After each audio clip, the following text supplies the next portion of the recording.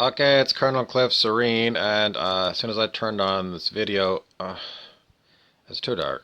I'm gonna fix it.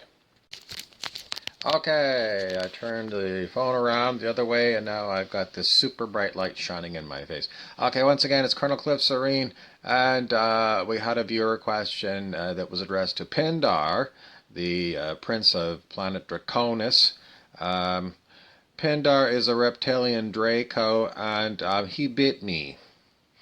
Um, and I don't have Pindar available right now, so um, I'm going to try and answer the question for our viewer. And the viewer wanted to know if we had any information about the Dogon from the Sirius star system and what Pindar knows about it. Okay, well, I'm going to have to just go off of my dossier that I've got on Pindar. And we understand that his. Mm, Someone thinks it's his uncle.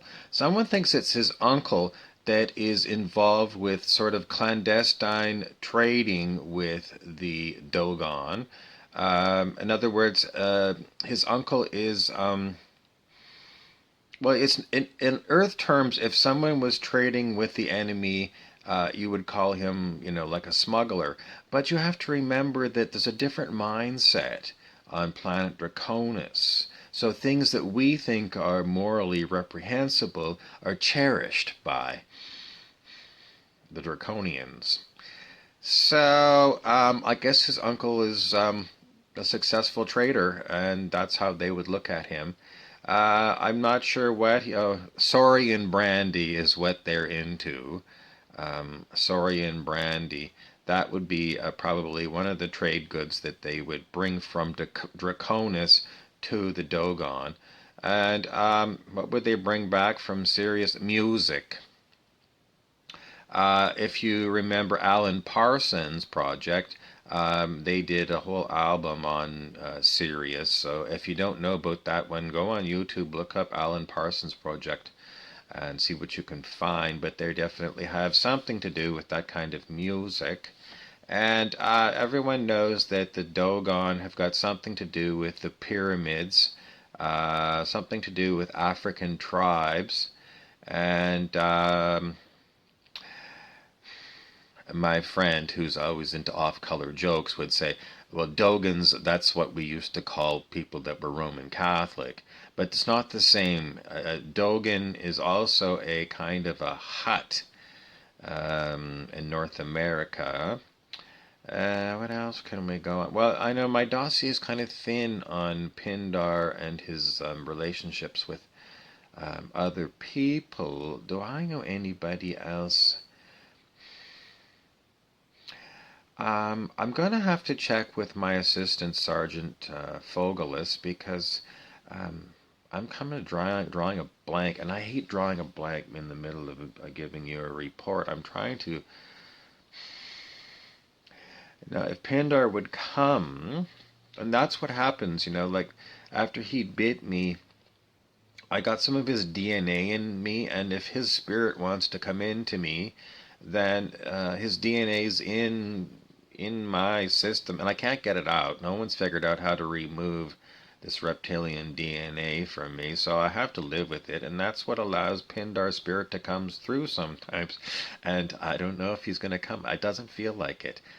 Sometimes if I say, Pindar, do you want to come in? Yeah, I'm going to come in, and I want to thank our viewer for asking our question about the serious people. Are you serious? No, we're not too serious around here. And sorry and brandy, I can't find it at my local liquor store, and a substitute's really nothing. Cherry brandy, but it's not the same. If you go to you don't know how to get. Well, my friends at the Hutch star system. No, they're not a star. They're like a. Well, they're a spaceship, and it's kind of like an old spaceship, and it's broke down. So it's kind of stranded, but everybody knows where it is. And the Hutch, it's called. And they got what's known as the Slytherin Bar. And it's where all the smugglers go. It's their smuggler's notch. They go there, Oh, Pandora's leaving. But they go there to the Hutch and they go to that bar. So it's kind of it's a marooned spaceship, quite large, very large. It's like a floating hotel in space. It's not officially a space station because it was a spaceship, but it's just no one really knows the history of how the Hutch got marooned, but it's known as the Hutch, and it's more like a space station than a spaceship because it doesn't move. And the people that operate it, I've asked them, they're really like not interested in finding out if the engines will work. I mean, there must be something that's powering the thing because they've got electric lights and electronics and things on there.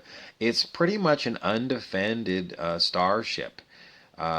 We know that it has ion cannons on board, but I was trying to get King Clancy to go up and check out the ion cannons, and he's the laziest man in the galaxy.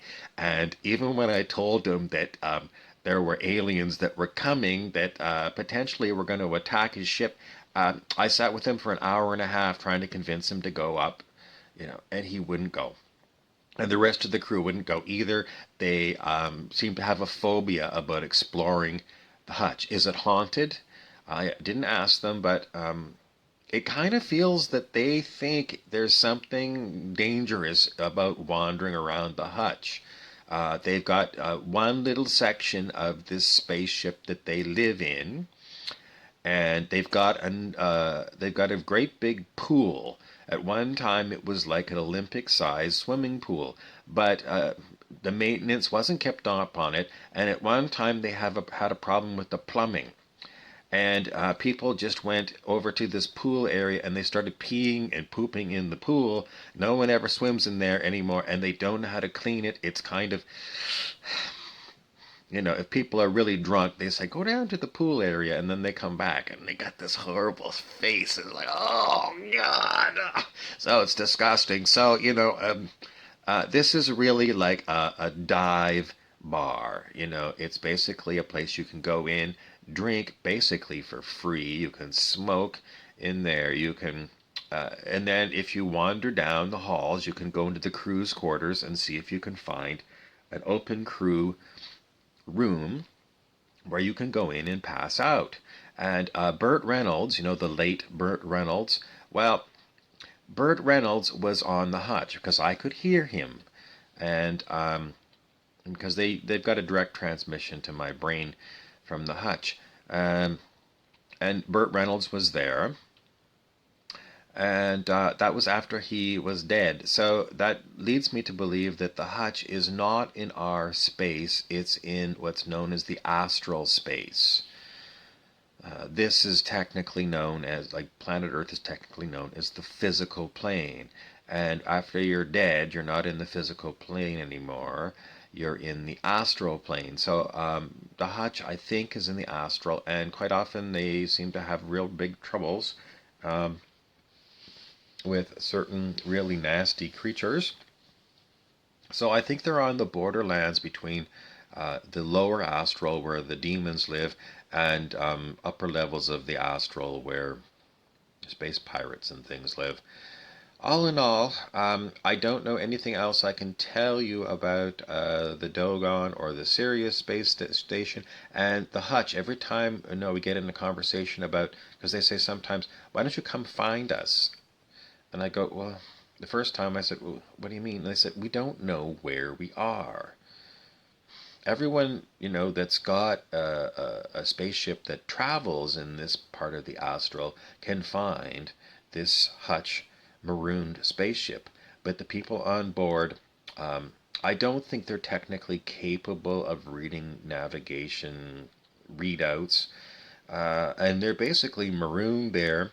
Although there's transport ships that come and brings large amounts of people to this ship from time to time for a party, and they go, and that's how people get on and off this starship. It's basically other ones that come and go, and some of the regular people who I talked to for a long time that were on the hutch in sort of their little control room have left, and some Well, there's I can't.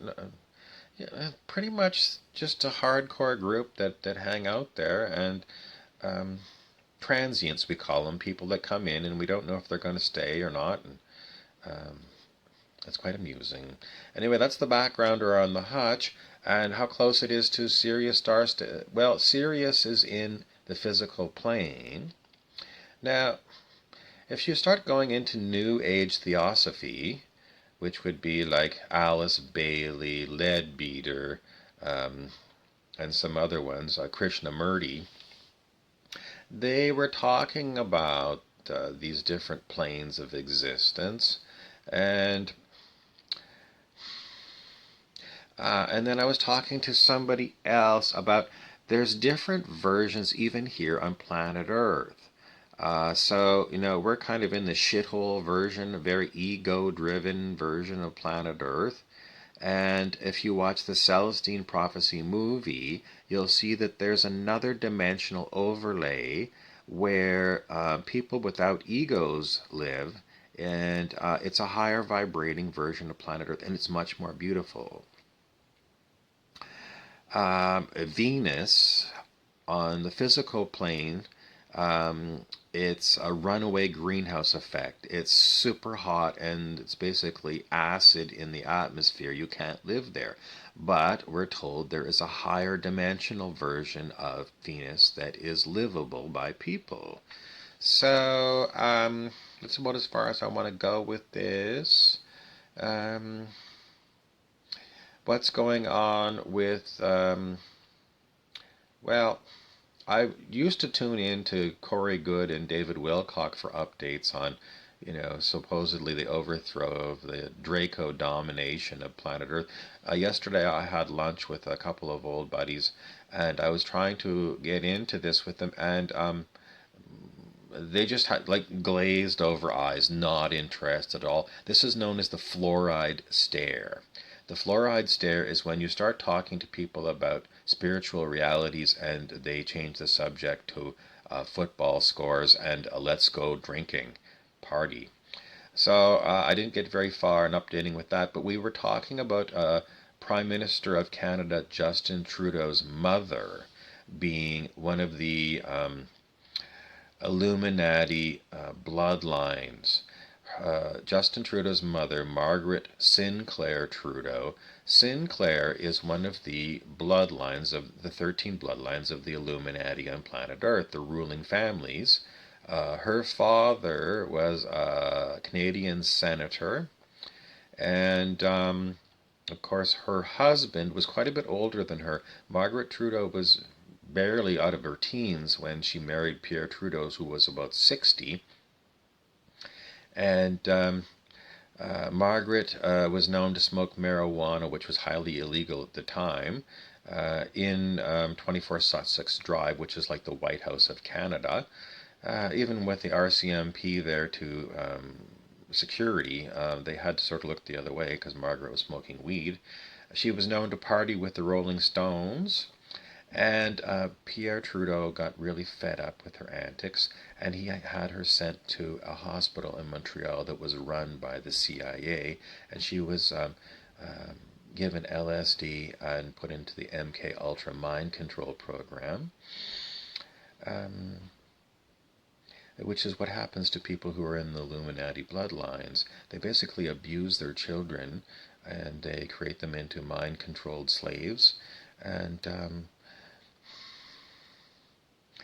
then there's the other story that was brought up by my friends yesterday about Justin Trudeau's incredible similarity in physical appearance to Fidel Castro.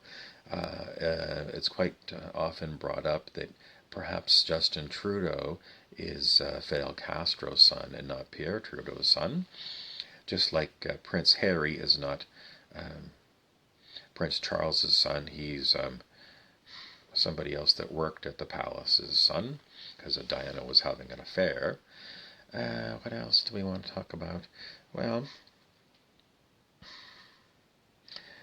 the other thing I was going to tell you was if you go and look on the internet, you'll find that Fidel Castro was educated by the Jesuits, which is the Black Pope of the Roman Catholic Church, and so was Pierre Trudeau. And it turns out that the Jesuit priest who was the mentor to both of those people was one and the same person. So there's your connection between Castro and Trudeau. They both had the same Jesuit priest. The same priest. One was head of Canada, one was head of Cuba. You wonder why people say that there is an Illuminati, in other words, a secret government of the world, because there's all this evidence that world leaders are connected. And then, if you go and you look at all the American presidents, why is it that they're all related to royal bloodlines of the United Kingdom? I don't know about Obama. That's something you could check, but I'm going to guess somehow he's related to the royal family. Now, and then I got to thinking, well, is it possible that everyone on the planet is related to the royal family? Maybe they're bringing this up for the presidents, but maybe Joe on the street has got some relationship with the royal family. It's quite, I don't know, you'd have to go to that place that checks people's DNA. Anyways, I'm Colonel Cliff Soreen. Thanks for tuning in, and please subscribe and click on the little bell if you want to be updated on our next videos.